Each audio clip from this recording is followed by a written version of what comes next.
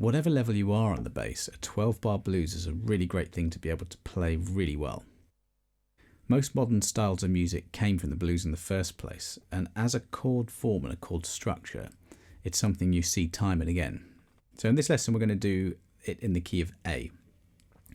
So there are loads of different styles and types of blues, but for this one, I'm going for a pretty simple 4 bars of A7, 2 bars of D7, back to 2 of A7, and then 1 of E7, 1 of D7, 1 of A7, and 1 of E7 to turn you back around to the beginning. So there's a backing track at the end that you can practice all these ideas on.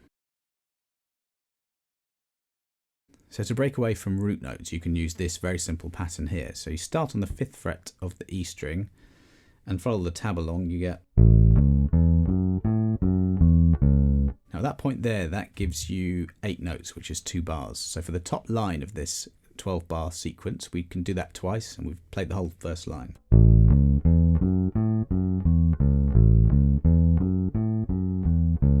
We can move to the 5th fret of the A string and play it once round. You'll have the 2 bars there, the 2 D7 bars. Back to A7. Now the last line, each chord has 1 bar, so you can't get all those notes in quite there, so maybe we can just do the first half of the shape. You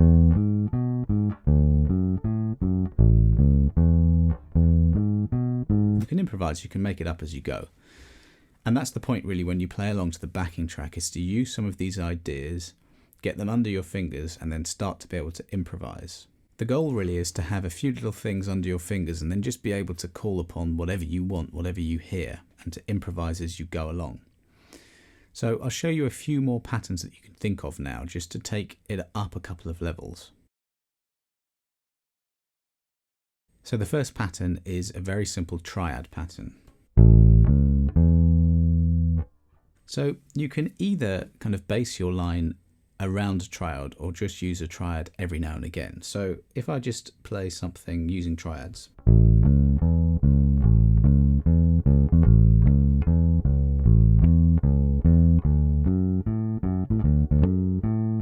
That kind of thing. Triads are always really useful.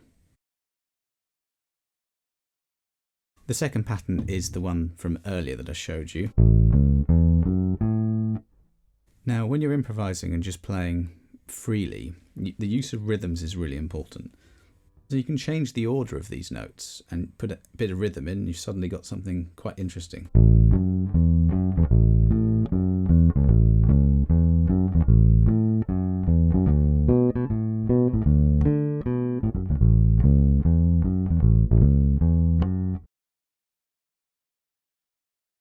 Next we have the same thing with the addition of 1 note. Now that note right there is the 7 in these dominant 7th chords, is what makes them sound really bluesy.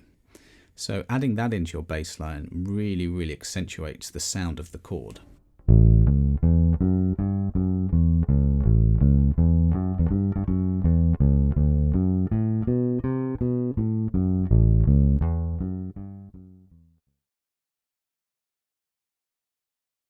Our triad is the root, the 3rd and the 5th. Now if we walk from the 3rd to the 5th using these 2 notes in the middle, we're walking up chromatically, which is fret by fret.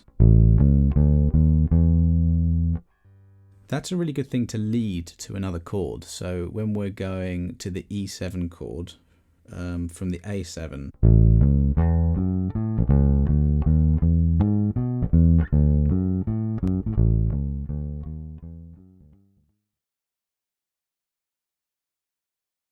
we looked at this shape when we learnt the minor pentatonic scale earlier on. So this is a major pentatonic, and if we play it from the A string going across all strings, we get this shape.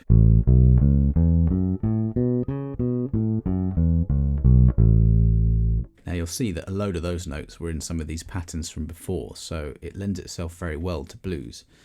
But it's really good for kind of fills, so if you're going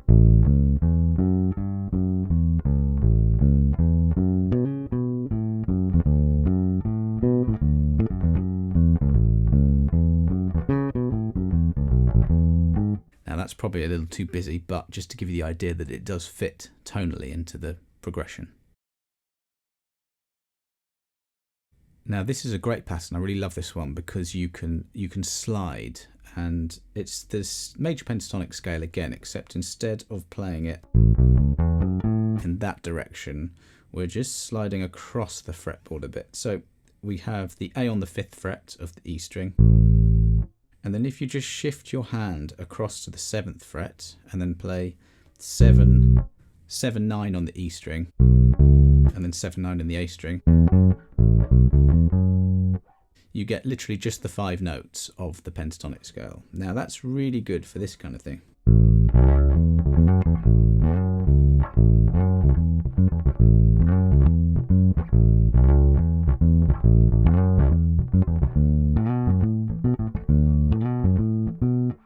Really good for those kinds of lines. Now, I really recommend knowing what each note in this scale is in terms of roots and fifths and things like that. So, I mean, that's a root, the first note. Then you get a major second, a major third, a fifth, and a sixth, a major sixth. That sixth sounds really cool, especially if you go to the fifth.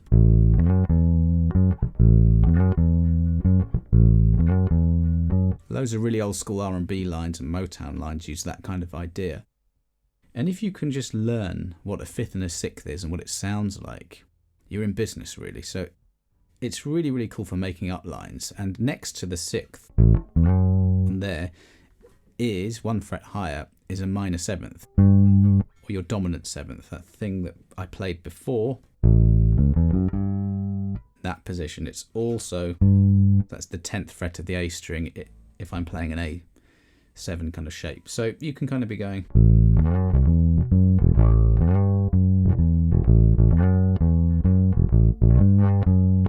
and it's that 7th that sounds really bluesy. So I really, really like that pattern for the sliding and hammer-on possibilities.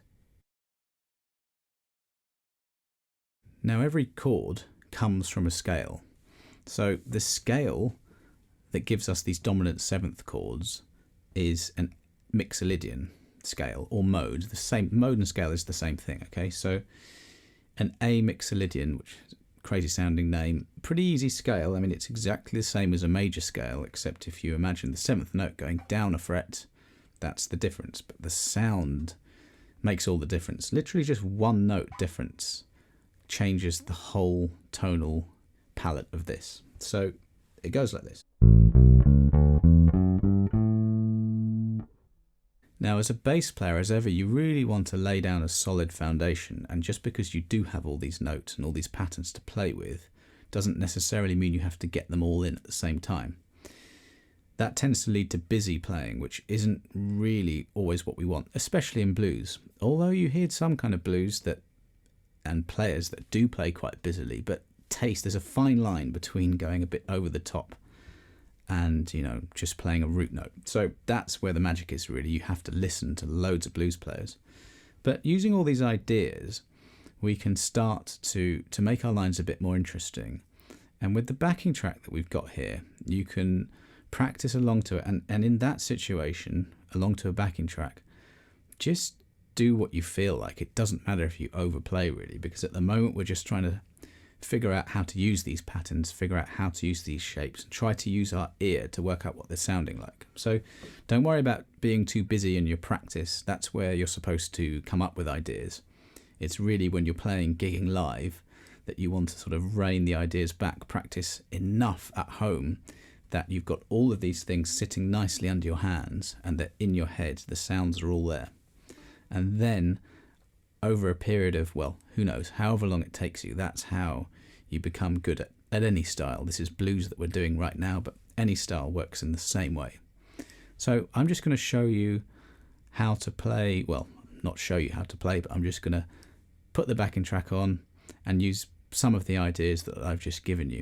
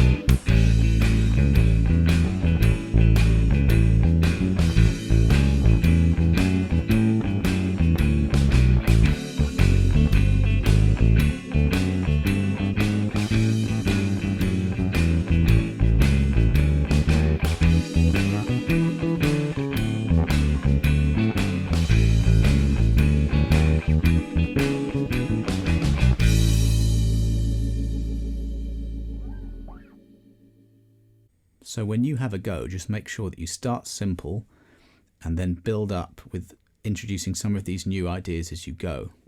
Now, these are really just a few ideas. There are so many different things that you can play over blues that really it's worth just listening to all the greats, really. The great blues artists and their bass players, and that's where you're going to really learn how to play authentic blues very well. This is just a very simple major blues. There's all kinds of different jazz blues, Chicago blues, all kinds of different things. So this will just get you started though, and then from there you can really start listening.